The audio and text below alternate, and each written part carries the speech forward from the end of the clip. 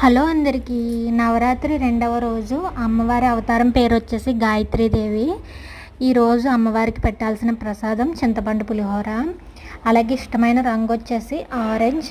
అలాగే మనం ఎవరికైనా దానం ఇవ్వాలి అనుకుంటే రెడ్ కలర్ బ్యాంగిల్స్ దానం ఇస్తే మంచిది.